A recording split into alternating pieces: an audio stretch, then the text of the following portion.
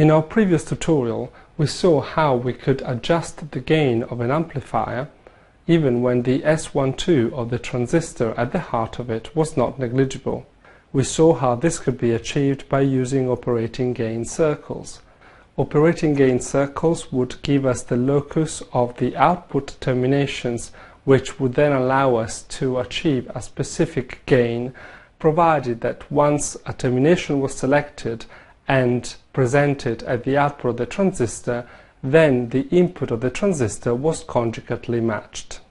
In this tutorial, we will first be looking at how we can apply this method even when the transistor is potentially unstable, and this is a major difference with the simultaneous conjugate match method. As we did in our previous tutorial, we won't be using nonlinear models here. We will only be using S-parameter data to model our transistors. So the first thing that we're going to do in this case is right-click on Data Files, select Import Data File, and then we'll import the model which gives us an unstable transistor. So we'll double-click on that, and now you can see that a block appears under the Data Files heading, which has got the same name as our file, and if we double-click on it, we can see what's inside it. So the first line, yet again, is a comment line, and it tells us the bias condition of our transistor, what type of transistor it is, a gas FET in this case, and also what frequency the measurement was carried out at.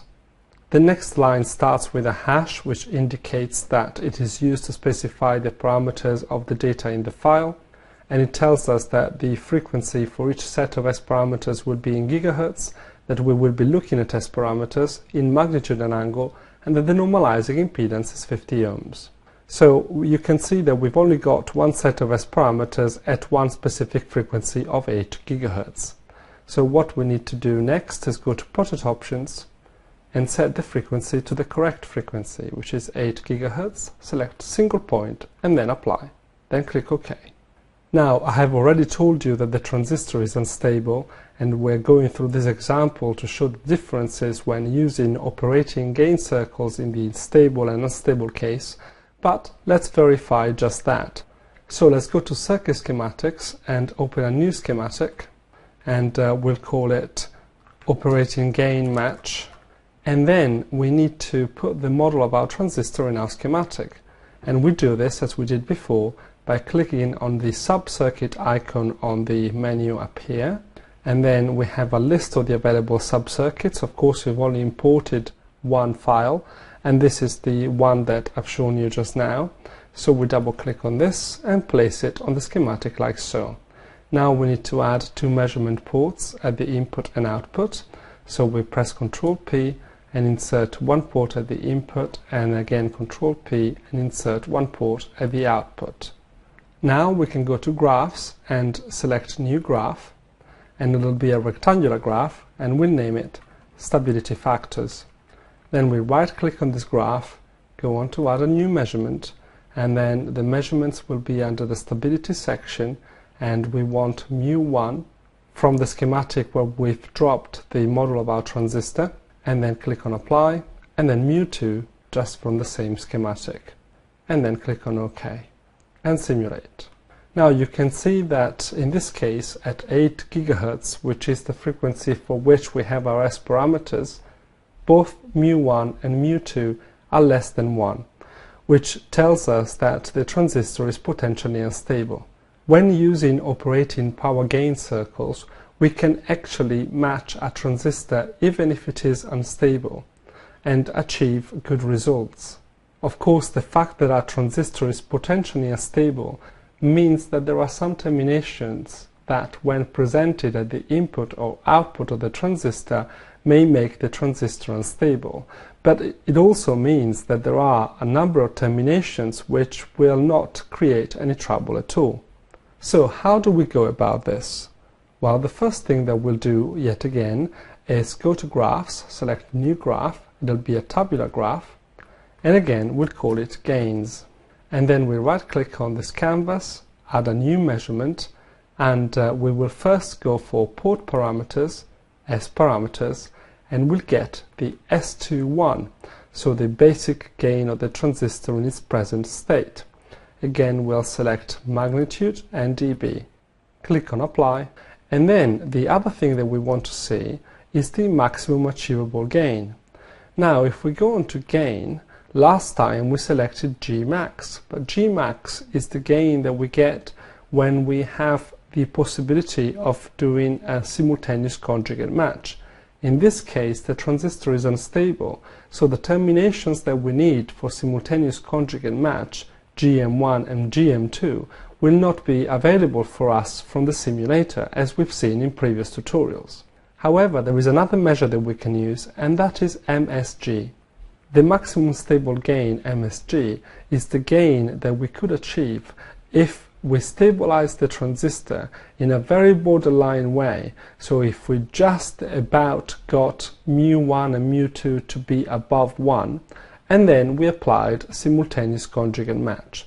So we will be using this measure instead of GMax, and this will be our starting gain for our circles instead of GMax as it was last time. So click on apply and then OK. Then simulate. So you can see that the S21 for us, the basic gain of the transistor, is around 8 dB now, but the maximum stable gain, it's almost 15 dB, 14.94 to be more precise. So now let's go on to graphs and open a new graph. It'll be a Smith chart this time, and we'll call it operating gain circles.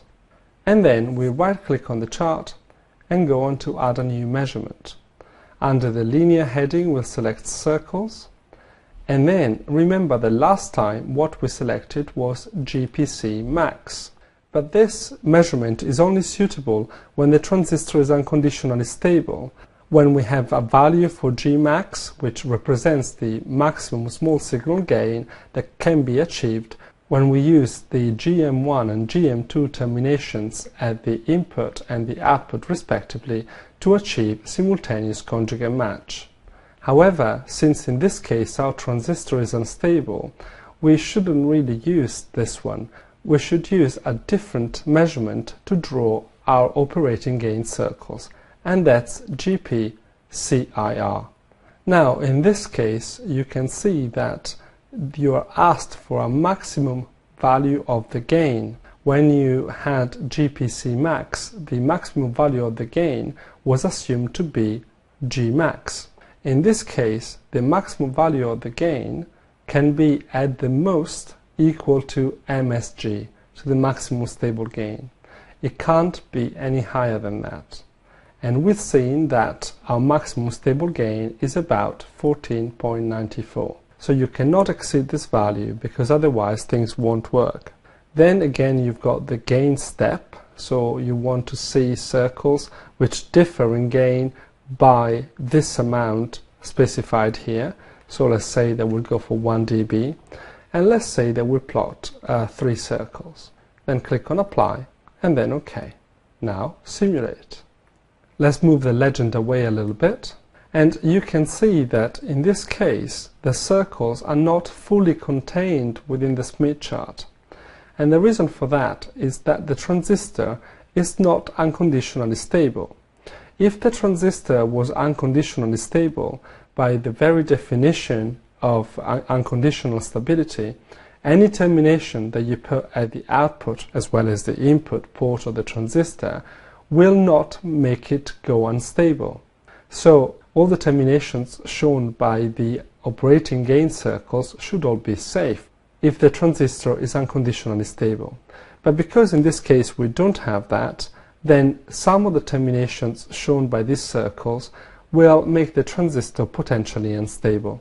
Now we can also plot the output stability circle for this transistor at 8 GHz to see where the unstable terminations are in this case. So we can right click on the graph, go on to add a new measurement, and then under circle we will select SCIR2 and then click on apply and OK. Then simulate. Remember that the output stability circle gives you the terminations that when put at the output of the transistor, that will make the input reflection coefficient greater than 1. Now, as you can see here, the dashed line is on the inside of the circle. So the part of it which is contained within the boundaries of the Smith chart represents terminations which will be safe to use, in that they will not make the input of the transistor have a reflection coefficient greater than 1. Now let's right click on the chart and go to modify measurement, and again we'll go to the operating gain circles, and I'm going to show you what's going to happen if I set the maximum gain to a value which is higher than MSG, than the maximum stable gain. So I'll set this to just 15, so not much higher, and I click on OK and then simulate. You can see that this time we haven't got anything on the chart, and the reason is, if we just click on the arrows here, that the specified gain is greater than MSG. So you have to be careful with this, but the simulator will tell you if you got it wrong. Let's assume that we want to use this transistor to design an amplifier which gives us a gain of 11 dB. So let's right click on the chart, go again to modify measurement, and again to the operating gain circles.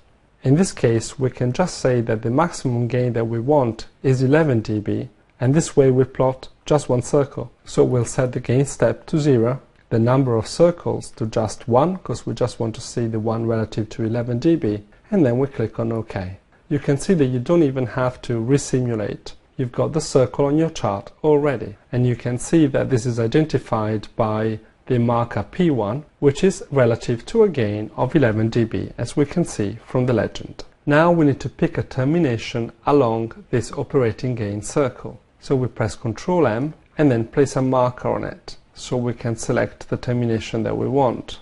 As we did before, we just right click and go on to Properties and change the marker readout. So we'll go to the Markers tab and then select to have an impedance denormalized to 50 ohms.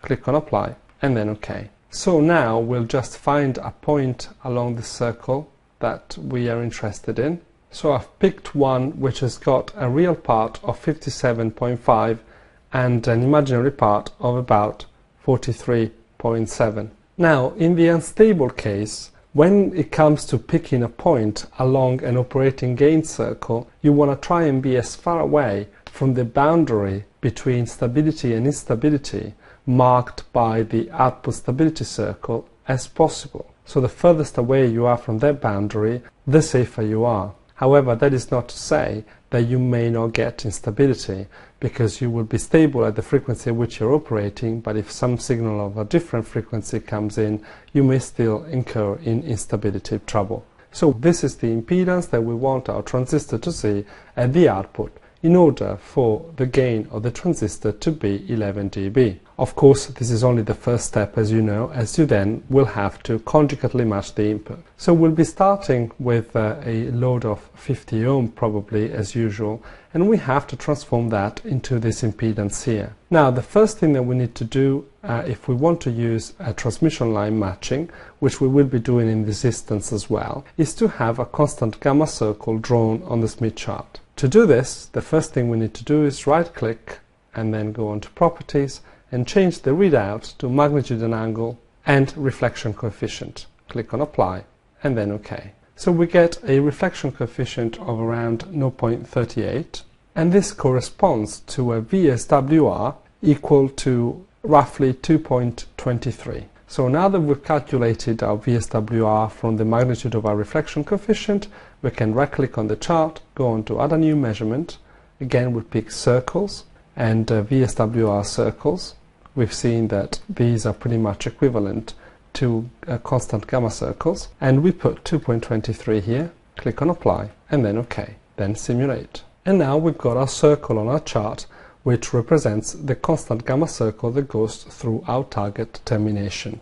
We'll also change the appearance of the chart to show the admittance grid, because we will be using a shunt stub, a shunt open circuited stub, to get ourselves onto the constant gamma circle, and then a stretch of transmission line. Now we'll have to open a new circuit schematic here, and then we'll call it output match, and we will have a 50 ohm termination which represents our load, and then we'll add a measurement port with Control P and connect everything together. Now we can go back to our operating gain circles Smith chart, and we'll right click on the chart and go on to add a new measurement, and we'll go to port parameters, S parameters, and we'll get the S11 from the output match schematic. Click on apply and then OK. Then simulate. So this is our starting impedance here of 50 ohms, and our target impedance is right here.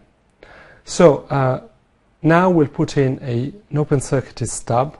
I am not going to go through this in details because we've seen it many times before, but we'll put a stub in here first. So we'll go back to the output matching schematic. We get ourselves an open circuited stub. We set its frequency to 8000 megahertz, and then we set its electrical length to 39 degrees and then simulate. And we'll go back to the Smith chart, and you can see that this moved us to the constant gamma circle. Now we can go back yet again to our output matching schematic, and then we can insert a stretcher transmission line here. We set its frequency to 8000 megahertz, of course, and the electrical length that we'll be using is 95 degrees. Then we simulate, go back to the Smith chart, and you can see that we've got the perfect match.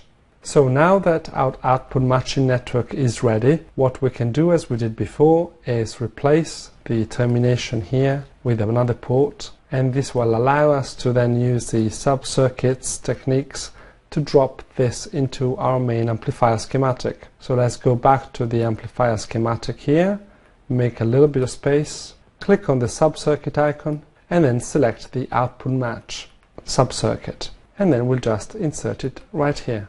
Then simulate. Now if we go back to our tabular graph, you can see that the gain of the transistor has improved, but it isn't quite there yet. We are shooting for 11 dB, and that is because we have to conjugately match the input now. So we'll open a new Smith chart now, and we'll call it input match. We need to display the S11 conjugate for our transistor to be able to work out which termination we need to present to the input of the transistor to achieve the desired gain. So we right click on the chart, go on to add a new measurement, and then we choose port parameters, S parameters from the operating gain matching schematic, and we want the S11 of course, but in its conjugate form. Click on apply and then OK. Then simulate. Now you can see where the S11 conjugate is, and in this case, because we have an unstable transistor, we need to check that this value is not one of those input terminations that will make our output unstable. For the output we had a choice. We could pick any value on the operating gain circles of interest. However, once that value is picked, then the S11 conjugate, which is relative to that value, is fixed, and hence we have to verify that we've chosen an output terminations which will give us an input impedance for the transistor which is in the stable region. So let's right click on the chart, go on to add a new measurement, and then again select circles, and we'll get SCIR1, which is the input stability circles coming from the operating gain match schematic, which is our main schematic. Click on apply and then OK. Then simulate. Now remember what the input stability circle represents. It shows you what terminations, when presented at the input terminals of the transistor, will make the reflection coefficient at the output terminals of the transistor greater than 1. In this case, as usual, the dashed lines indicate the unstable region, and we can see that the impedance that we intend to present at the input terminals of the transistor is not in the unstable region. So we're safe. Now, let's open a new schematic, and we'll call it input match. And as usual, we'll start with the source termination of 50 ohms, and then a measurement port. And then we can go back to our input matching Smith chart, and we right click on the chart, go on to add a new measurement. We'll want a port parameter, S parameter, S11, coming from the input match schematic. Make sure that you've got the complex selected here, not the complex conjugate. Click on apply and then OK. Then simulate. Yet again we are starting from a source impedance of 50 ohms, and we want to move in such a way as to show the transistor an impedance which is represented by this value here. Yet again, if we want to use transmission line matching, we must have a constant gamma circle that goes through our target termination. In this case, however, we don't need to calculate it. We can just go back to our tabular graph, and then we right-click, add a new measurement, and under the linear heading we'll get VSWR from port 1, but coming from the main transistor schematic, of course. And click on Apply, and then OK. Then simulate. So the value of the VSWR in this case is around 3.74. So let's go back to our input matching Smith chart. Let's right-click, add a new measurement, and in this case it will be under the linear heading, circle, VSWR circle, and it will be 3.74. Click on Apply, and then OK. Then simulate. As in the case of the output, we can achieve the match by using a shunt stub and a sectional transmission line. Let's therefore change the appearance of the chart a little bit. Let's right-click on it and go on to Properties, and then on the Grid tab, let's select the admittance grid and remove the impedance grid. Click on Apply, and then OK. Now you can see even more clearly that you can just use an open-circuited stub in shunt and then a stretcher transmission line. So let's go back to the input matching schematic, and let's put in an open-circuited shunt stub first, and we'll set its frequency to 8000 MHz, of course, and we'll set its electrical length to 55 degrees. Then click on Simulate, and then go back to the input matching Smith chart, and you can see that this moved us onto the constant gamma circle. So now what we need to do is go back to the schematic and insert a stretcher transmission line, set its frequency to 8000 MHz and its electrical length to 24 degrees. Then click on Simulate, go back to the input matching Smith chart, and you can see that the 2 points now coincide, which means that we've achieved our match. So let's go back to the input matching schematic, and as you know, this represents your source impedance, and then this represents the input port of the transistor. So to make the appearance of this a bit more akin to what it actually represents, as usual, we'll select all the elements, and then we right-click, select Flip, and then draw the axis about which we want to flip them. Then we can remove the current terminations and replace them with 2 ports. So we'll have port 1 on this side, that's the source side, and then again we'll have another port on the other side, which is the transistor input side. Now we can go back to our main schematic, and again if we make a little bit of space here, we can use the sub-circuit method again to get our input matching network to the schematic. So we'll double click on input match, and then we'll place it right here. Now let's simulate, and let's go back to our tabular graph. You can see that we've achieved a gain of about 10.97 dBs, and we aimed to get 11 dBs in terms of gain, so we have a good enough agreement with our specifications.